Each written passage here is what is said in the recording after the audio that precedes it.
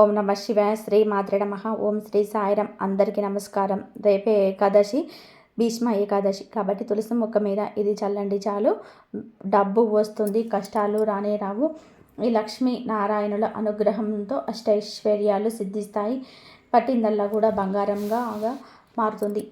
హిందూ ధర్మశాస్త్రం ప్రకారం ఏకాదశి తిథి ఉన్న ప్రాముఖ్యత అంతా ఇంత కాదు. అందులోనూ మాఘమాసంలో వచ్చే ఈ భీష్మ ఏకాదశికి ఒక ప్రత్యేకమైన విశిష్టత ఉంటుంది. కురువృద్ధుడు భీష్మ పితామహుడు తమ ప్రాణాలను వదిలి ఉత్తరాయణ పుణ్యకాలంలోని మోక్షాన్ని పొందిన రోజు ఇది. సాక్షాత్తు ఆ శ్రీ మహావిష్ణు అనుగ్రహం కోసం కోట్లాది మంది భక్తులు వేచి చూసే పవిత్ర గడియలు ఇవి. అయితే రేపు గనక మీరు మీ ఇంట్లో ఉండే తులసి మొక్క మీద దీన్ని చల్లితే చాలు, మీ జీవితంలోనే ఉన్న దరిద్రం అంతా కూడా వదిలిపోయి మీకు లక్ష్మీదేవి కటాక్షం కలిగి సంవత్సరం పొడుగునా మొత్తం మీకు ఎటువంటి కొరత లేకుండా ఉంటుంది. కష్టాలు అనేటివి మీ దరిదాపులోనికి కూడా రావు. సాధారణంగా కూడా ఏకాదశి అంటేనే విష్ణుమూర్తికి అత్యంత ప్రీతికరమైన రోజు. ఈ రోజున ఉపవాసం ఉండి విష్ణు సహస్రనామ పారాయణం చేయడం వలన జన్మజన్మల పాపాలు తొలగిపోతాయని మన పురాణాలు చెప్తూ ఉన్నాయి. మరి అలాంటి ఈ పవిత్రమైన రోజున తులసి మొక్క మీద ఏం చల్లాలి, ఏం చల్లితే మీ కష్టాలు పోయి సకల సంపదలు సిద్ధిస్తాయి అనే విషయాన్ని ఇప్పుడు మనం ఈ వీడియోలో వివరంగా తెలుసుకుందాం. అంతేకాదు, భీష్మ ఏకాదశి రోజు ఏ కూరలు తప్పనిసరిగా తినాలి, పూజ ఎలా చేసుకోవాలి, ఏ రంగు దుస్తులు ధరించాలి, ఎన్నో విషయాలని కూడా ఇప్పుడు తెలుసుకుందాం. హిందువులలో తులసి మొక్క లేని ఇల్లు ఉండదు. తులసి అంటే సాక్షాత్ లక్ష్మీదేవి స్వరూపం. ఎక్కడైతే తులసి మొక్క ఉంటుందో అక్కడ నారాయణుడు కొలువై ఉంటాడు. అందుకే తులసిని మన దేవతను పూజిస్తాం. ఈ ఏకాదశి రోజున తులసి కోట దగ్గర దీపం వెలిగించడం వలన సకల శుభాలు కలుగుతాయి. ఈ భీష్మ ఏకాదశి రోజున మీరు ఉదయం మరియు సాయంత్రం స్నానం చేసే నీళ్ళట్లో కొద్దిగా తులసి మొక్క కింద ఉండే మట్టిని కలుపుకోవాలి. తులసి మట్టి అంటే అది ఎంతో పవిత్రమైనది. ఆ మట్టిని నీటిలో కలుపుకొని స్నానం చేయడం వలన మీ శరీరానికి ఒక కొత్త ఉత్సాహము, నూతన ఉత్తేజము వస్తుంది. మన చుట్టూ ఉన్న ప్రతికూల శక్తి అంటే నెగిటివ్ ఎనర్జీ అంతా కూడా తొలగిపోతుంది. గ్రహ దోషాలు ఉన్న, దిష్టి తగిలిన, మానసిక ఆందోళనతో బాధపడుతున్న ఈ స్నానం వలన అవన్నీ పటాపంచలైపోతాయి. కేవలం శరీరమే కాదు, మనసు కూడా ఎంతో ప్రశాంతంగా మారుతుంది. మీ కష్టాలన్నీ తీరిపోయి సమస్యలన్నీ కూడా ముక్తి లభిస్తుంది. అలాగే స్నానం చేసిన తర్వాత మీరు పెట్టుకునే కుంకుమను కూడా కొద్దిగా తులసి మొక్క కింద మట్టిని కలుపుకొని నుదుటిన తిలకంలాగా ధరించండి. ఇలా చేయడం వలన సంవత్సరం పొడుగునా మీరు ఏ పని చేసినా కూడా అది కలిసి వస్తుంది. అదృష్టం మీ వెంటే ఉంటుంది. భీష్మ ఏకాదశి రోజున చాలామంది ఇళ్లలో సత్యనారాయణ స్వామి వ్రతం కూడా చేసుకుంటూ ఉంటారు. ఎందుకంటే ఈ రోజున వ్రతం చేసుకోవడం వలన కోరుకున్న కోరికలన్నీ కూడా నెరవేరుతాయని పెద్దల నమ్మకం. భీష్మ ఏకాదశి అంటే కేవలం ఒక పండుగ మాత్రమే కాదు, అది క్రమశిక్షణలో, పట్టుదలకు మరియు త్యాగానికి చిహ్నం. ఈ రోజున ఉదయాన్నే ఆడవాళ్ళు బ్రహ్మముహూర్తంలో నిద్రలేచి ఇల్లంతా శుభ్రం చేసుకొని గడపకు పసుపు కుంకుమలు రాసుకోవాలి. ఈ రోజు ముఖ్యంగా విష్ణుమూర్తికి ప్రీతికరమైన రోజు కాబట్టి సాయంత్రం వరకు వీలైనంత వరకు ఉపవాసం ఉండడం శ్రేయస్కరం. ఆకలికి ఆగలేని వారు, అలాగే ఆరోగ్య కారణాన్ని రీత్యా ఉపవాసం ఉండలేని వారు సాత్విక ఆహారం తీసుకోవచ్చు. అంటే ఉప్పు, కారం, నూనెలు వంటివి తగ్గించి వండిన ఆహారం తినవచ్చు. తప్పేం కాదు. ఈరోజు పగలంతా అన్నం తినవచ్చు, కానీ రాత్రిపూట మాత్రం అన్నం తినకుండా ఉంటేనే మంచిది. ఎందుకంటే ఈ ఏకాదశి రోజున రాత్రి బడ్ల గింజలోనికి దరిద్ర దేవత ప్రవేశిస్తుంది కనుక ఈ ఏకాదశి రోజు రాత్రి అన్నం తినకుండా ఉంటే మంచిది. కార్తీక మాసంలోనే ఇది దీపానికి ఎంత విశిష్టత ఉంటుందో మాఘమాసానికి కూడా చేసే స్నానానికి కూడా అంతే విశిష్టత ఉంటుంది. ఈ మాసంలోనే ప్రతిరోజు పవిత్రమైన రోజుగా హిందువులు భావిస్తారు. ఇక ఈ మాసంలోనే వచ్చే పర్వదినాలలో ఒకటి భీష్మ ఏకాదశి. ఈ మాసంలోనే వచ్చే శుద్ధ ఏకాదశిని భీష్మ ఏకాదశి అని అంటారు. కురుక్షేత్ర యుద్ధ సమయంలో గాయపడిన భీష్ముడు అపశయం మీదన ఉన్న సమయంలోనే ధర్మరాజుకు విష్ణు సహస్రనామాన్ని బోధించి పరమాత్ముడైన కృష్ణుణ్ణి లీనమైపోయిన తర్వాత వచ్చే 3వ రోజు ఈ భీష్మ ఏకాదశి. భీష్మ ఏకాదశిని జయ ఏకాదశి అని కూడా అంటారు. ఎందుకంటే ఈరోజు ఏ కార్యం తలపెట్టినా అది ఖచ్చితంగా విజయవంతం అవుతుందని నమ్మకం. ఈ రోజున శ్రీ మహావిష్ణువును పూజించిన వారికి సర్వలోక ప్రాప్తి కలుగుతుందని పెద్దల విశ్వాసం. ఇక అసలు పరిహారంలోనికి వస్తే భీష్మ ఏకాదశి రోజున మీరు ఒక గాజు గ్లాసును తీసుకోవాలి. ఆ గ్లాసులో కొన్ని పచ్చి ఆవు పాలను పోయాలి. ఆవు పాలు అనేటివి సాక్షాత్తు కామధేనువు ప్రసాదించినవి, ఎంతో పవిత్రమైనవి. ఒకవేళ మీకు ఆవు పాలు అందుబాటులో లేకపోతే గేదె పాలు ఒక 7 స్పూన్లు తీసుకోండి. పాలు తీసుకున్న తర్వాత అందులో చిటికెడు పసుపు వేయాలి. పసుపు మంగళకరమైనది, లక్ష్మీప్రదం. ఆ తర్వాత ఆ పాల గ్లాసును ఒక 1/2 స్పూను ధనియాలు వేయాలి. ధనియాలు కొంచెం ప్రత్యేకంగా చెప్పాలి. ధనియాలు అంటే ధనాన్ని ఆకర్షించేవి అని అర్థం. ధనియాలకు ఉన్న శక్తి అలాంటిది. మన జీవితంలోనే ఉన్న కష్టాలను, గ్రహదోషాలను, ముఖ్యంగా శని దోషాలను తొలగించే శక్తి ధనియాలకు ఉంటుంది. ధనియాలు ఎంతో నిండుగా ఉంటే ధనం నిండుగా ఉంటుందని మన పూర్వీకులు నమ్మకం.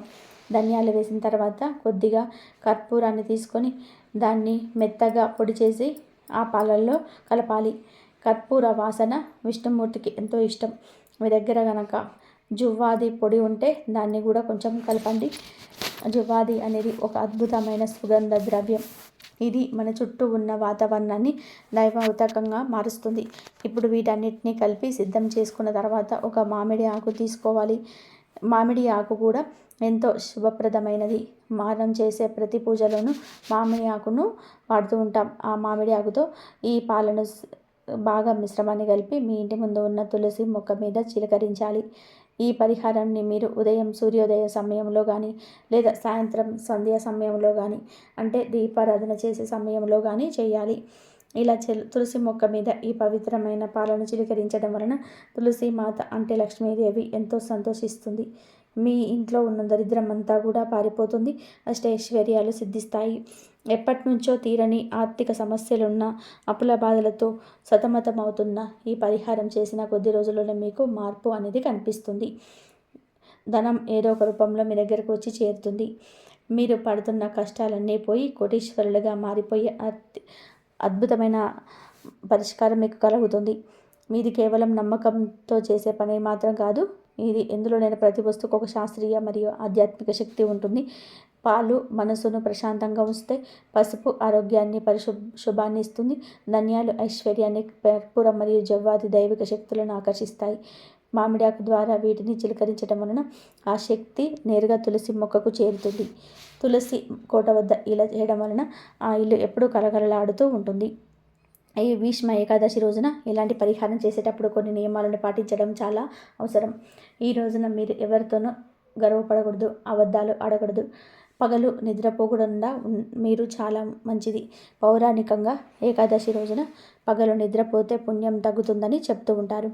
అలాగే ఈ పరిహారం చేసేటప్పుడు మనసులో భీష్మ పితామహుని లేదా శ్రీ మహావిష్ణువుని స్మరించుకోవాలి. ఓం నమో నారాయణాయ అనే మంత్రాన్ని వీలైనన్ని సార్లు జపించండి. తులసి మొక్క దగ్గరే ఈ పాలు చిలకరించేటప్పుడు మీ మనసులో ఉన్న కోరికను బలంగా చెప్పుకోండి. మీ అప్పులు తీరిపోవాలని, మీ పిల్లల భవిష్యత్తు బాగుండాలని, ఇంట్లో ఎప్పుడు సుఖ సంతోషాలు ఉండాలని కోరుకోండి. ఇలా చేయటం వలన ఆ తల్లి అనుగ్రహం తప్పకుండా కలుగుతుంది. భీష్మ ఏకాదశి అంటేనే మోక్షాన్ని ఇచ్చే రోజు. అలాంటి రోజున మనం చేసే ఈ చిన్న ప్రయత్నం మన జీవితాన్ని మార్చివేస్తుంది. ఈ పరిహారం చేసిన తర్వాత మిగిలిన పాలను మీరు ఏదైనా చెట్టు మొదట్లో పోసేయవచ్చు. ఎట్టి పరిస్థితుల్లోనూ కూడా ఆ పాలను ఎవరు తొక్కని చోట వేయకూడదు. చాలామంది అడుగుతూ ఉంటారు, గేదె పాలు పోయొచ్చా అని. మీకు ఆవు పాలు అసలు దొరకకపోతే మాత్రం 7 స్పూన్ల గేదె పాలను తీసుకోండి. ఆవు పాలు వాడడం వలన ఫలితం రెట్టింపుగా ఉంటుంది. తులసి మొక్క విషయంలో మనం ఎప్పుడు జాగ్రత్తగా ఉండాలి. తులసి మొక్క ఎండిపోకుండా చూసుకోవాలి. ఎండిపోయిన తులసి మొక్క ఇంట్లో ఉండడం అంత మంచిది కాదు. ఒకవేళ మీ ఇంట్లో తులసి మొక్క ఎండిపోయి ఉంటే ఏకాదశి రోజు కొత్త మొక్క తెచ్చి నాటుకోండి. తులసి మొక్క కింద మట్టిని స్నానానికి వాడడం వల్ల మన శరీరంలో ఉన్న అలసట అంతా పోతుంది. మన రోజువారీ జీవితంలోనే ఎన్నో రకాల ఒత్తిడికి గురి అవుతుంటాం. ఈ పవిత్రమైన మట్టి స్నానం వలన ఆ ఒత్తిడి మటమాయమవుతుంది. మన పూర్వీకులు అందుకే నదుల్లో స్నానం చేసేటప్పుడు ఆ నది ఒడ్డున మట్టిని రాసుకునేవారు. ఇప్పుడు మనకు అవకాశం లేదు కాబట్టి మన ఇంట్లో ఉన్న దేవత తులసి మొక్క కింద మట్టిని వాడుకోవడం ఉత్తమం. ఇలాగే కుంకుమను మట్టి కలిపి పెట్టుకోవడం వలన మన ముఖ వచ్చస్సు పెరుగుతుంది. అందరినీ ఆకట్టుకునే శక్తి కూడా లభిస్తుంది. ముఖ్యంగా వ్యాపారం చేసేవారికి, రాజకీయంలో ఉన్నవారికి ఇది బాగా కలిసి వస్తుంది. భీష్మ ఏకాదశి నాడు చేసే ఈ చిన్న పనులు మీ జీవితానికి ఒక పెద్ద రక్షణ కవచంలా పనిచేస్తాయి. ప్రత్యేకత ఉంటుంది. మాఘ మాసంలో వచ్చే మొదటి ఏకాదశి మహాశక్తివంతమైనది. మహాభారతానికి ముందు ఈ ఏకాదశిని జయ ఏకాదశి అని పిలిచేవారు. భారతం తర్వాత భీష్మ ఏకాదశి అని పేరు వచ్చింది. ఈ ఏకాదశి రోజు అసలు దీనికి భీష్మ ఏకాదశి అనే పేరు ఎలా వచ్చింది అనే సంఘటనను స్మరించుకుంటే జన్మల పాపాలు తొలగిపోతాయి. ఆ సంఘటనను ఒక్కసారిగా గుర్తు చేసుకుందాం. మహాభారత కాలంలో యుద్ధం ప్రారంభమైంది. అది 10 రోజుల పాటు భీష్ముల వారు ప్రచండంగా యుద్ధం చేశారు. అతిరథ మహారాజులందరూ కూడా మహాయుద్ధం చేశారు. కానీ భీష్ముల వారు ఆయనను ఎవ్వరు కూడా జయించలేకపోయారు. ఆయుధం పట్టను, చక్రం పట్టను అని అర్జునుడికి మాట ఇచ్చి రథాన్ని మాత్రమే తోలుతాను అని చెప్పిన కృష్ణుడే ఒక దశలో భీష్ముని చంపేస్తానని చెప్పి రథం మీద నుండి దూకి చక్రాయుధం విసిరబోయాడు. అంతటి పరాక్రమవంతుడు భీష్ముడు.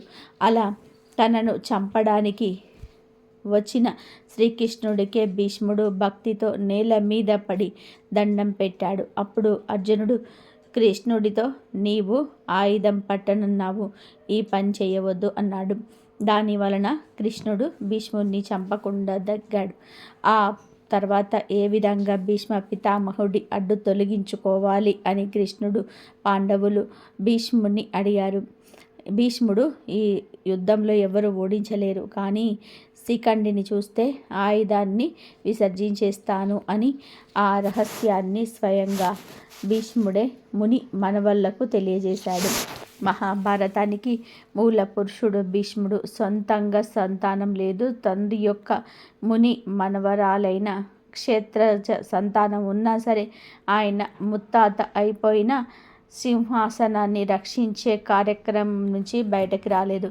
శిఖండి దర్శనం అంటే నపుంస దర్శనం. అయితే నేను ఆయుధం విసర్జన చేస్తానని భీష్ముడే చెప్పేశాడు. అయితే శిఖండి కనబడగానే భీష్ముడు ఆయుధాలన్నీ కూడా వదిలేశాడు. అర్జునుడు బాణాలన్నీ భీష్ముడి పైన వదిలాడు. కానీ భీష్మ పితామహుడికి ఇచ్చా మరణ శక్తిని తండ్రి వరంగా ఇచ్చాడు. అంటే భీష్ముడు ఎప్పుడు కోరుకుంటే అప్పుడే మరణం వచ్చేలాగా వరం పొందాడు. భీష్ముడికి శరీరం అంతా కూడా బాణాలు గుచ్చుకుపోయాయి. పడుకునే వీలు లేదు. అప్పుడు అర్జునుడు బాణాలతో అంపశయ్య ఏర్పరిచాడు. భీష్ముడు, నేనిప్పుడే మరణించను, ఇది దక్షిణాయనం, ఉత్తరాయణ పుణ్యకాలం వచ్చాక అప్పుడు మరణిస్తానని ఉపదేశించాడు.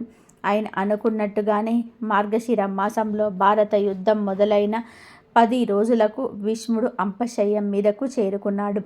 మార్గశిర మాసంలో పుష్యమాసం అయిపోయి మాఘమాసంలో ఆయన మరణించాడు. అప్పటి వరకు కూడా అంపశయ్యం మీద అలాగే ఉన్నాడు. ఉత్తరాయణం కోసం వేచి ఉండి ఉత్తరాయణం మరణిస్తే ఊర్ధ్వగతులు లభిస్తాయని, జన్మానికి సాఫల్యం లభిస్తుందని ఆయన అలా అంపశయ్యం మిన్నే ఉండిపోయాడు. ఈ దశలోనే విష్ణు సహస్రనామాలు చెప్పారు. ధర్మరాజుకి ఎన్నో ధర్మ సూత్రాలు చెప్పారు.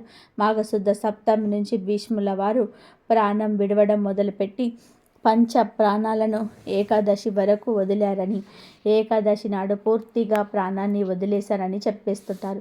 భీష్ముడు మహాభక్తుడు, అద్భుతమైన చరిత్ర కలిగినవాడు, అత్యద్భుతమైన భక్తి పారాయణుడు, భగవంతుని నేరుగా కంటితో చూడగలిగిన వారు. ఆయన యొక్క మరణం ఏ రోజు జరుగుతుందో ఆ రోజు ఆయన పేరుతో భగవంతుడికి ఇష్టమైన ఏకాదశికి శ్రీకృష్ణ పరమాత్మ భీష్మ ఏకాదశి అని పేరు పెట్టారు. ఇలా ఇచ్చా మరణంతో ముక్తిని సాధించిన వారు ఏ చరిత్రలోనూ ఏ పురాణంలోనూ ఇంకెవ్వరూ కూడా లేరు. అంత అద్భుతమైన వ్యక్తి భీష్మ పితామహుడే. ఆయన పుట్టుక నుంచి మరణం వరకు ప్రతి విషయం అద్భుతంగానే ఉంటుంది. అయితే ఇంత అద్భుతమైన వ్యక్తి అంపశయ్యం మీద అన్ని రోజులు బాధపడి ఎందుకు మరణించాడు అంటే కర్మశేషం కోసం. ఎందుకంటే ద్రౌపది వస్త్రాపహరణం జరిగినప్పుడు భీష్ముడు మౌనంగా ఉండిపోయాడు. తప్పును స్వయంగా చేయలేకపోయినా జరుగుతున్న తప్పును అడ్డుకోకపోవడం కూడా పాపమే. ఆ పాపానికి కర్మను భీష్ముల వారు స్వచ్ఛంగా అనుభవించడానికి సిద్ధపడ్డారు. మన తప్పుకి శిక్షను అనుభవించగలిగిన సామర్థ్యుడు భీష్ముడు. అలాంటి సమర్థవంతమైన పేరు మీద భీష్మ ఏకాదశి వచ్చింది. ఈరోజు ఈ కథను తలుచుకొని విష్ణు పూజ చేస్తే అత్యద్భుతమైన ఫలితం లభిస్తుంది. వైకుంఠ ఏకాదశికి ఎంత అద్భుత ఫలితాలను ఇస్తుందో అలాంటి ఫలితాలనే ఈ మాఘమాసంలో వచ్చే భీష్మ ఏకాదశి కూడా అంతే ఫలితాన్ని ఇస్తుంది. ఈ రోజున దేవాలయ దర్శనం చేయడం కానీ, ఉపవాసం ఉండడం కానీ, జాగరణ చేయడం కానీ, ఎవరికైనా దానం ఇచ్చిన దాని అమోఘమైన ఫలితాన్ని కలుగుతాయి. ఈ రోజంతా కూడా విష్ణు నామ స్మరణతో, శ్రీకృష్ణు నామ స్మరణతో గడపాలి. ఎవరితో గొడవలు పడకూడదు. సాధ్యమైనంత వరకు మౌనంగా ఉండాలి. భగవన్నామ సంకీర్తన చేసుకుంటూ ఉంటే మంచి ఫలితాలు కలుగుతాయి. ఈరోజు ఉపవాసం పూజలు ఏమీ చేయలేని వారు ఇప్పుడు మనం చెప్పుకున్న భీష్ముని కథను తలుచుకున్న పుణ్యం కలుగుతుంది. కుదిరిన వారు ఉపవాసం ఉంటే మంచిది. ఏకాదశి నియమాలు పాటిస్తే జన్మల పాపాలు తొలగిపోతాయి. క్షేత్ర సంగ్రమం పూజ అయిన తర్వాత భీష్మ పితామహుడు అంపశయం పైనే ఉన్నాడు. నెల రోజులు గడిచాక ఒకనాడు పాండవులతో పాచికలాడుతూ గోపాలుడు హఠాత్తుగా ఆగిపోయాడు. దీనికి కలవరపడిన పాండవులు ఏమైందని శ్రీకృష్ణుని ప్రశ్నించాడు. కురుక్షేత్రంలోని అంపశయం పైన పవలించి ఉన్న భీష్మ పితామహుడు నన్ను స్మరించుకుంటున్నాడు. అందుకే నా మనసు అక్కడికి వెళ్ళిపోయింది. మీరు కూడా నాతో రండని పాండవులకు తెలిపాడు. ఎందుకంటే భీష్ముడు అస్తికాగ్రేసుడు. ధర్మశాస్త్రాలను అవపోసన పట్టి పూర్తిగా ఆకలింపు చేసుకున్న మహనీయుడు. ఏ ధర్మ సందేహాన్నైనా సరే ప్రామాణికంగా తీర్చగలిగిన ఏకైక మహానుభావుడు. దేహంలో నుంచి నిష్క్రమించే సమయం ఆసన్నమవుతుంది. ఆయన అస్తమిస్తే లోకంలో ధర్మ సంశయాలను తీర్చే వ్యక్తులు ఎవరు ఉండరు. కాబట్టి సూక్ష్మ విషయాలను తెలుసుకోవడానికి రండి అని భీష్మ పితామహుడు చెంతకు తీసుకువచ్చాడు. భీష్మ పితామహుడు సుమారు 3 పక్షాల నుంచి అంపశయం పైన పడి ఉన్నాడు. దేహమంతా బాణాలు గుచ్చుకొని పూర్తిగా శక్తికి క్షీణించిపోయింది. మాఘ మాసంలో ఎండకు ఎండుతూ, మంచుకు తడుస్తూ, నీరు ఆహారం స్వీకరించకుండా ఉన్నాడు.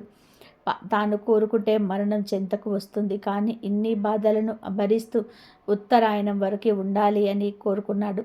ఒక ఏకాదశి నాడు దేహం నుంచి నిష్క్రమించాలని భగవంతుని తలుచుకున్నాడు. కృష్ణుడు పాండవులు అక్కడికి వచ్చిన తర్వాత భీష్ముడు వారికి అనేక నీతి వాక్యాలను, ధర్మ సంశయాలను, సూక్ష్మ విషయాలనన్నీ తెలియజేశాడు. విష్ణు సహస్రనామాన్ని కూడా భీష్ముడే బోధించాడు. భీష్ముడు గంగా సంతనుల 8వ సంతనుడు. అసలు పేరు దేవవ్రతుడు.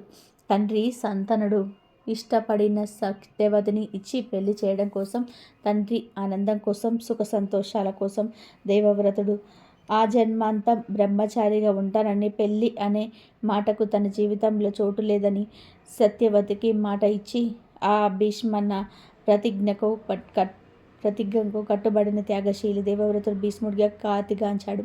తనయుడి త్యాగానికి సంతతించిన తండ్రి భీష్ముడికి సత్సంద మరణం పొందే అవకాశాన్ని ఇచ్చాడు. భీష్ముడు కౌరవుల తరపున కురుక్షేత్ర రణక్షేత్రంలో యుద్ధానికి దిగాడు. ఈ శ్రీకృష్ణుడు స్వయంగా జరిపించిన అశ్వయజ్ఞాన్ని ఒంటరి చేతితోనే 10 రోజులు నడిపించిన ధనుర్విద్య పితామహుడు భీష్ముడు. భీష్మ ధనుర్విద్యకు అర్జునుడు, శ్రీకృష్ణుడు కూడా నిశ్చేష్టులయ్యారు. అధర్మ పక్షాన నిలబడి ధర్మంతో పోరుకు సిద్ధపడినప్పుడే భీష్ముడు మరణాన్ని స్వాగతించాడు. అదే తన అసమర్థతకు శిక్ష అని భావించి అర్జునుడి బాణాలకు గాయపడిన భీష్ముడు అంపశయం పైనకి చేరుకొని మరణించే మంచి సమయం కోసం ఎదురుచూస్తూ పాండవులకు రాజ్య ధర్మం ఉపదేశించడమే కాదు, ధర్మరాజుకు విష్ణు సహస్రనామాలను ఉపదేశించాడు. అంపశయం గతుడైన భీష్ముని చూసి దేవతలు సైతం దుఃఖించారు. 58 రోజులు అంపశయం మీద ఉన్నాడు. భీష్ముడు మరణ వేదన అనుభవిస్తూ మానవ జన్మకు మహత్తరమైన పరమైన మరణం కోసం, ఉత్తరాయణ పుణ్యకాలం కోసం ఎదురు చూస్తూ గడిపాడు. విష్ణు సహస్రనామావళిని 1000 విధాలుగా కీర్తిస్తూ విశ్వ కళ్యాణానికి కాంక్షతో ఈ మానవాళికి అందించాడు భీష్ముడు. మాఘశుద్ధ ఏకాదశి తిథిని భీష్మ సంస్కరణ దినంగా శ్రీకృష్ణుడు కానుకగా ఇవ్వగా, మానశుద్ధ అష్టమి తిథి రోజున భీష్ముడు ఆత్మ ఈ భౌతిక ప్రపంచాన్ని వీడి పరమాత్ముడైన శ్రీకృష్ణుడిలోనే లీనమైపోయింది. మహాభారత ఇతిహాసంలో ఓ మహాత్ముని మహాప్రస్థానం ఇలా ముగిసింది. భీష్మ నిర్యాణం జరిగి యుగాలు గడిచిన ఆయన గర్జించిన విష్ణు సహస్రనామ స్తోత్రం ఇప్పటికే భాగవతుల ప్రసంగాలపై నర్తిస్తూనే ఉంది. ఆయన దివ్యవాణి విశ్వవ్యాఖ్యానమై ప్రతిధ్వనిస్తూనే ఉంది. విష్ణు సహస్రనామ పఠనం సర్వ దుఃఖహరణం, సకల శుభకరణం. ఆ నామావళిలోని ప్రతి అక్షరము దైవ స్వరూపమే, ప్రతి నామము మహామంత్రమే. అది అజరామరం. భీష్ముడు పరమపదం చేరిన మాఘశుద్ధ అష్టమిని భీష్మాష్టమి గాను, తర్వాత 3 రోజులకు వచ్చే మాఘశుద్ధ ఏకాదశికి భీష్మ ఏకాదశిగాను హిందువులు జరుపుకుంటారు. ఇక అసలు విషయంలోనికి వస్తే, ఈ పవిత్రమైన రోజున ఇంట్లోని ఆడవాళ్ళు గుర్తుపెట్టుకొని ఒక అద్భుతమైన కూరను వండడం వలన మీ దరిద్రం పటాపంచలైపోతుంది, అష్టైశ్వర్యాలు కలిసి వస్తాయని శాస్త్రాలు చెప్తున్నారు. మరి ఆ కూర ఏమిటి అంటే చిక్కుడుకాయ. మాఘమాసంలోని చిక్కుడుకాయకు ఎంత ప్రత్యేకతమైన ప్రాముఖ్యత ఉంది. ముఖ్యంగా ఈ ఏకాదశి రోజున చిక్కుడుకాయను వండి ఇంట్లో అందరూ భుజిస్తే ఆయుష్ వృద్ధి చెందుతుంది. ముఖ్యంగా ఆడవాళ్ళు ఈ కూరను వండడం వలన ఆ ఇంటి లక్ష్మీదేవి కటాక్షం కలిగి ధనధాన్యాలకు లోటు లేకుండా ఉంటుంది కనుక ఈరోజు తప్పనిసరిగా అందరూ చిక్కుడుకాయ కూరను వండండి. ఏదో ఒక రూపంలో చిక్కుడుకాయను తినే ప్రయత్నం చేయండి. చిక్కుడుకాయ కూర ఫ్రై, పులుసు లేదా చిక్కుడుకాయ పచ్చడి, ఇలా ఏదో ఒక రూపంలో చిక్కుడుకాయను తినండి. భర్తకు, పిల్లలకు ఈ కూరను పెడితే చాలా మంచిది, ఆయుష్ పెరుగుతుంది. దీనితో పాటుగా భీష్మ ఏకాదశి రోజున బొప్పాయి కాయ లేదా పండును తీసుకోవడం కూడా ఎంతో మంచిది. ఇది శరీరానికి శక్తిని ఇవ్వడమే కాకుండా అపమృత్యు దోషాలను హరిస్తుంది. కనుక బొప్పాయి కూర రూపంలోనూ లేదా బొప్పాయి హల్వా రూపంలోనూ లేదా పండు బొప్పాయి ముక్కల రూపంలోనూ ఏదో ఒక విధానంగా ఈరోజు బొప్పాయిని తినండి. ఇలా తింటే మంచి బలం వస్తుంది, చాలా ఆరోగ్యం. ముఖ్యంగా పిల్లల చేత ఈరోజు బొప్పాయి తినిపిస్తే వారి బుద్ధి వికాసం చెంది చదువులో రాణిస్తారు. ముఖ్యంగా కొడుకులున్నవారు ఈ రోజును అస్సలు వదులుకోవద్దు. భీష్ముడి లాంటి దృఢ సంకల్పం, దీర్ఘాయువు మీ పిల్లలకు లభించాలి అంటే ఈరోజు మీరు మీ పిల్లల చేత బొప్పాయి తినేలాగా చేయండి. ఇక ఈ రోజున ఆడవారు గుర్తుపెట్టుకోవాల్సిన మరో ముఖ్యమైన కోరికాయ బెండకాయ. ఈ రోజున బెండకాయ కూరను వండి తినడం వలన మనసు ప్రశాంతంగా ఉంటుంది మరియు ఇంట్లో గొడవలు తగ్గుతాయి. శాంతి ఉన్న చోటనే లక్ష్మీదేవి స్థిర నివాసం ఉంటుంది. కాబట్టి ఈ రోజున బెండకాయతో చేసిన వంటకాలను తినడం శుభప్రదం. బెండకాయ కూర, బెండకాయ 65 లేదా బెండకాయను పప్పు చారులో వేసుకొని తినడం కూడా చేస్తే మీకు వచ్చే సంవత్సరం భీష్మ ఏకాదశి వరకు ఎటువంటి కష్టాలు రాకుండా ఉంటాయి. కనుక బెండకాయను గుర్తుపెట్టుకోండి. ఈ భీష్మ ఏకాదశి పవిత్ర పర్వదినాన ఉండాల్సిన మరో ముఖ్యమైన ఆహారం ఉలువలు. శాస్త్రోక్తంగా మాఘమాసంలోని ఉలువలకు విశేష ప్రాధాన్యత ఉంటుంది.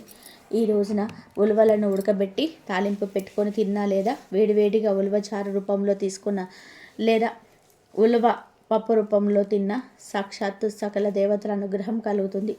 ఉలువలు సాక్షాత్తు సూర్య భగవానుడి శక్తికి మరియు ఇంద్రుడి అంశకు ప్రతీకగా భావిస్తారు.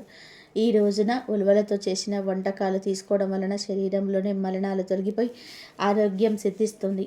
అంతేకాకుండా మీ జాతకంలో ఉన్న గ్రహ దోషాలు పటాపంచలైపోతాయి. ఎందుకంటే ఉలువలు గ్రహ దోషాలు తొలగిస్తాయి. ముఖ్యంగా ఆర్థిక ఇబ్బందులతో సతమతమవుతున్న వారు ఈరోజు ఉలువచారు వండి తినడం వలన ఇంట్లో అష్టైశ్వర్యాలు సిద్ధిస్తాయి. లక్ష్మీదేవి కటాక్షంతో ధనవృద్ధి కలుగుతుంది. పిల్లలకు ఇది తినిపిస్తే వారిలోని పట్టుదల, జ్ఞాపక శక్తి పెరుగుతాయి. అందుకే ఇవి భీష్మ ఏకాదశి రోజు తప్పకుండా ఉలువలను ఏదో ఒక రూపంలోనే మీ ఆహారంలోనే భాగం చేసుకోండి. ఆరోగ్యాలతో పాటు అపారమైన సంపదను మీ సొంతం చేసుకోండి. అలాగే ఈ రోజున వండాల్సిన మరొక అద్భుతమైన కూర తోటకూర. భీష్మ ఏకాదశి రోజు తోటకూరను వండితే వంశాభివృద్ధి జరుగుతుందని, పిల్లలు ఆరోగ్యంగా ఉంటారని నమ్మకం. ఈ రోజున తోటకూర పప్పు లేదా తోటకూరను కూరలాగానో ఫ్రై లాగానో వండి పెట్టండి. ఇవన్నీ వినడానికి సాదా సీదా కూరల్లాగానే అనిపించిన ఈ పవిత్ర తిథి రోజున వీటిని తీసుకోవడం వెనుక లోతైన ఆధ్యాత్మిక ఆరోగ్య రహస్యాలు దాగి ఉన్నాయి కనుక ఆడవాళ్ళు గుర్తుపెట్టుకొని ఈరోజు ఈ కూరలో నుండి ఏదో ఒక కూరను వండుకొని తినండి. భీష్మ ఏకాదశి రోజున మీరు ఈ కూర తిన్నా అందులో కొద్దిగా నెయ్యి వేసుకొని తింటే ఇంకా మంచిది. ఇవే ఈరోజు తప్పక తినాల్సిన కూరలు. ఇంకా ఎంత పవిత్రమైన ఏకాదశి రోజున ఇంట్లో ఆడవాళ్ళు పొరపాటున కూడా గుమ్మడికాయ కూరను మరియు బీరకాయ కూరను వండకూడదు. ఎవరు ఈరోజు ఈ కూరలను తినకూడదు. ఇదొకటే కాదు, ఏ రూపంలో కూడా గుమ్మడికాయ బీరకాయను తినొద్దు. కాదని తింటే ఇంటికి పరమ దరిద్రం పడుతుంది, కష్టాలు ఎదురవుతాయి, గండాలు వస్తాయి, అనారోగ్య సమస్యలు వస్తాయి, చేతిలోని ధనమంతా కూడా ఖర్చు అయిపోతుంది, బిచ్చమెత్తుకునే స్టేజ్కి వెళ్ళిపోతారు, జీవితంలోని సుఖం అనేది ఉండదు. కనుక ఎవరు కూడా ఈరోజు గుమ్మడికాయ బీరకాయ కూరలను వండవద్దు, తినవద్దు. వీటితో పాటు ఈరోజు నాన్ వెజ్ కూడా తినకూడదు. ఈ పవిత్రమైన రోజున కోడిగుడ్డు, చికెన్, మటన్, రొయ్యలు, పీతలు వంటివి అస్సలు తినకూడదు. ఏకాదశి అంటే పవిత్రమైన రోజు, జీవహింస చేసే రోజు కాదు. ఈరోజు నాన్ వెజ్ తింటే ఆ పాపం మీ వంశానికి, మీ పిల్లలకు కూడా చుట్టుకుంటుంది. ఇంట్లో వండటమే కాదు, బయట తినడం కూడా మానేయండి. మసాలా దంచిన కూరలు, ఉల్లి వెల్లుల్లి కూడా తగ్గించడం మంచిది. సాత్విక ఆహారం తీసుకుంటే మనసు నిర్మలంగా ఉండి విజయాలు సిద్ధిస్తాయి. కనుక అందరూ ఏకాదశి రోజు ఈ ఆహార నియమాలను పాటించి శుభ ఫలితాలను పొందండి. ఏకాదశి రోజు ఉదయం స్నానం చేసుకొని చక్కగా మంచి దుస్తులు ధరించి దగ్గరలో ఉండే వేప చెట్టు దగ్గరికి కానీ, ఉసిరి చెట్టు దగ్గరికి కానీ వెళ్ళి ముందు ఆ చెట్టుకు చెంబడు నీళ్లు సమర్పించండి. తర్వాత వీలు కుదిరితే చెట్టు చుట్టూ 11 ప్రదక్షిణలు చేయండి. అలా ప్రదక్షిణలు చేసిన తర్వాత చెట్టును 11 సార్లు తాకండి. అలా తాకేటప్పుడు మాకున్న కష్టాలన్నీ పోవాలి, మాకు లక్ష్మీదేవి నారాయణుడితో సహా వచ్చి తిష్ట వేసుకోవాలి, మాకు ధనలాభం కలగాలని సంకల్పం చెప్పుకొని ఆ తర్వాత కాసేపు ఆ చెట్టు కింద కూర్చొని 2 నిమిషాలు కూర్చొని చెట్టు నుండి వచ్చే గాలిని పీల్చండి, ప్రకృతిని ఆస్వాదించండి. ఇలా ఎప్పుడో ఒకసారి అయినా సరే ప్రకృతితో సమయం గడిపితే మనస్సుకు చాలా ప్రశాంతంగా ఉంటుంది. దానివలన చాలా రకాల రోగాలు పోతాయి. ముఖ్యంగా ఏకాదశి రోజు వేప చెట్టును లేదా ఉసిరి చెట్టును తాకితే లక్ష్మీదేవి అనుగ్రహం, విష్ణుమూర్తి అనుగ్రహం కలుగుతుంది, చాలా మంచి జరుగుతుంది. ఉసిరి చెట్టును శ్రీ మహావిష్ణువు స్వరూపంగా భావిస్తారు. ఉసిరికాయ లక్ష్మీదేవికి ఎంతో ఇష్టమైనది. ఇది చెట్టును శ్రీ మహావిష్ణు రూపంలో ఎక్కువగా ఆరాధిస్తూ ఉంటారు. ఉసిరికాయల మీద ఒత్తులు పెట్టి వెలిగించే సాంప్రదాయం కూడా ఉంది. ఉసిరి చెట్టులోని ఎన్నో ఔషధ గుణాలు ఉన్నాయి. ఆయుర్వేదంలోనే వాడే ప్రసిద్ధ ఔషధమైన త్రిఫల చూర్ణంలోనే ఉసిరి పొడి కూడా ఒక భాగం. ఉసిరి చెట్టును పూజిస్తే సమస్త విష్ణు క్షేత్రంలో యందు విష్ణు పూజ చేసిన ఫలితం లభిస్తుంది. ఉసిరి చెట్టు అంటే విష్ణువు ఒకటికే కాదు, శివుడి కూడా చాలా ఇష్టం. పూర్వం లక్ష్మీదేవి భూమిపైకి వచ్చింది. ఆ సమయంలో శివకేశవులను పూజించాలనుకుంది. ఇద్దరిని ఒకే సమయంలో పూజించాలని అనుకుంది. అప్పుడు ఆమె ఉసిరి చెట్టును ఎంచుకొని ఉసిరి చెట్టును పూజించి శివకేశవులను అనుగ్రహాన్ని పొందిందని పురాణాలు చెప్తున్నాయి. శివకేశవులు ఉసిరి చెట్టులో నివసిస్తారని ఈ కథ ద్వారా తెలుస్తుంది. అంతేకాదు ఉసిరి చెట్టు దిగువ భాగంలో బ్రహ్మ కూడా ఉంటాడని విశ్వాసం. ఉసిరి చెట్టు క్రింద పురాణ కాలక్షేపం జరిస్తే జన్మజన్మల పాపాలు పోతాయి. అంతేకాదు వేప చెట్టు కూడా ఎంతో విశేషమైనది. హిందూ ధర్మంలోనే కొన్ని చెట్లు పూజనీయమైన చెట్లుగా, పవిత్రమైన చెట్లుగాను గుర్తించబడ్డాయి. వాటిల్లో వేప చెట్టు కూడా ఒకటి. వేప చెట్టు ఆరోగ్యప్రదంగా మేలు చేయడమే కాకుండా వాస్తుపరంగాను అనేక ప్రయోజనాలు చేకూరుస్తుంది. శుభకార్యమైన, పండగైన మామిడాకు ఎంత ముఖ్యంగా అలంకరిస్తామో, వాటికి మన సాంప్రదాయంలో ఎంత ప్రాధాన్యత ఉందో అంతే ప్రాముఖ్యత వేప ఆకు కూడా ఉంది. వేప చెట్టు చాలా పవిత్రమైనది. వైద్యంలో దీన్ని పాత్ర గురించి కౌటిల్యుడు అర్థశాస్త్రంలో వివరించాడు. మన ప్రాచీన ఆయుర్వేదంలో కూడా వేప గురించి అనేక రుజువులు ఉన్నాయి. భూమి మీద అమృతం చుక్కలు పడితే అది వేప చెట్టుగా మొలిసిందని పురాణాల్లో కథలుగా రాశారు. వేప చాలా విధాలుగా కూడా పనికి వస్తుంది. వైద్య దేవుడైన ధన్వంతరిగా వేపనే కొలుస్తారు. ఎవరైతే జీవితం మొత్తంలో ఒక్క వేప చెట్టును నాటుతారో వారు స్వర్గానికి తిన్నగా చేరుకుంటారని శాస్త్రం చెప్తుంది. కాబట్టి మీరు కూడా రేపు వేప చెట్టును లేదా రాగి, ఉసిరి చెట్లను ఏకాదశి రోజు టచ్ చేసి శుభ ఫలితాలను పొందండి. ఈ కలియుగంలో చాలామందికి ఏకాదశి ప్రాముఖ్యత తెలియటం లేదు. ఏకాదశి రోజు రకరకాల తప్పులు చేస్తూ ఉంటారు. ఏకాదశి అంటే ఏక ప్లస్ దశ అంటే 11 అని అర్థం. 5 జ్ఞానేంద్రియాలు, 5 కర్మేంద్రియాలు, ఒక మనసు, ఈ 11 ఉండబట్టే మన జీవితం ముందుకు నడుస్తుంది. ఈ 11 ఇంద్రియాలను పవిత్రంగా అదుపులో ఉంచుకోవడమే ఏకాదశి.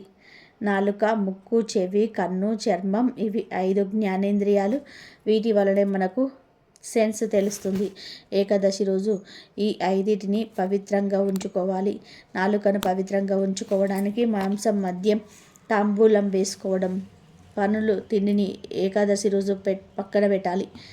అలాగే చెవి, ముక్కు, కన్ను, చర్మం వీటికి సంబంధించి కూడా పవిత్రంగా ఉండాలి. అంటే ఇరుగు పొరుగు వారి మీద చాడీలు వినకుండా చూడకూడనివి చూడకుండా ఉంటే అప్పుడు ఈ జ్ఞానేంద్రియాలను పవిత్రంగా ఉంచుకున్నట్లు అవుతుంది. అలాగే ఏకాదశి రోజు అసలు అభ్యంగన స్నానం చేయకూడదు, అంటే తలంటు స్నానం చేయకూడదు, ఎందుకంటే అది భోగదాయకం. అలాగే ఏకాదశి రోజు క్షౌరం చేయించుకోకూడదు, తల మీద నీళ్లు పోసుకొని స్నానం చేయొచ్చు. మృతికా స్నానం చేస్తే ఇంకా మంచిది. మృతికా స్నానం అంటే మట్టిని, నువ్వుల పిండిని, ఆవు పేడను ఈ మూడింటిని కలిపి ఒంటికి పట్టించుకొని స్నానం చేస్తే దానిని మృతికా స్నానం అని అంటారు. ఈ 3 పదార్థాలు దివ్యమైన ఔషధ గుణాలను కలిగి ఉంటాయి. ఈ మృతికా స్నానం చేసే శరీరానికి చాలా మేలు జరుగుతుంది. వాక్కు, చేతులు, కాళ్ళు, మలద్వారం, మూత్రద్వారం, ఈ 5 కర్మేంద్రియాలు. ఈ కర్మేంద్రియాలతో కూడా ఎటువంటి తప్పులు చేయకూడదు, అంటే పరులను నిందించకూడదు, బాధ పెట్టకూడదు. పాషాండులతో చర్చలకు, వాదనలకు దిగకండి. అలాగే దశమి రాత్రి నుండే ద్వాదశి రోజు పారణ చేసే వరకు బ్రహ్మచర్యం పాటించాలి. ఇలా ఈ తప్పులు చేయకుండా ఉండగలిగితే గనక జ్ఞానేంద్రియాలు, కర్మేంద్రియాలు, మనసు ఇవన్నీ కూడా పవిత్రంగా ఉంటాయి. ఇది ఏకాదశి చేసే పద్ధతి. దీనితో పాటు ఏకాదశి పూజ చేసుకోవాలి. ఏకాదశి ఉపవాసాన్ని 12 ఏళ్లలోపు పిల్లలు, 65 ఏళ్ళ దాటిన వృద్ధులు చేయకూడదు. ఏకాదశిని గృహస్థులు, బ్రహ్మచారులు, సన్యాసులు, వితంతువులు ఎవరైనా సరే చేసుకోవచ్చు. ఏ కులం వారైనా సరే చేసుకోవచ్చు. కాబట్టి ఆరోగ్యపరంగా, ఆధ్యాత్మిక పరంగా ఎన్నో ప్రయోజనాలు అందించే ఏకాదశిని ఎవరు కూడా వదలవద్దు. ఏకాదశిని ఆచరించి శుభ ఫలితాలను పొందండి. విష్ణుమూర్తి అనుగ్రహంతో సంతోషంగా జీవించండి. ఈ వీడియో కనుక మీకు నచ్చినట్లయితే ప్లీజ్ లైక్ చేయండి, షేర్ చేయండి, సబ్స్క్రైబ్ చేయండి. మరొక మంచి వీడియోతో మళ్ళీ కలుద్దాం. జై శ్రీరామన్నారాయణ.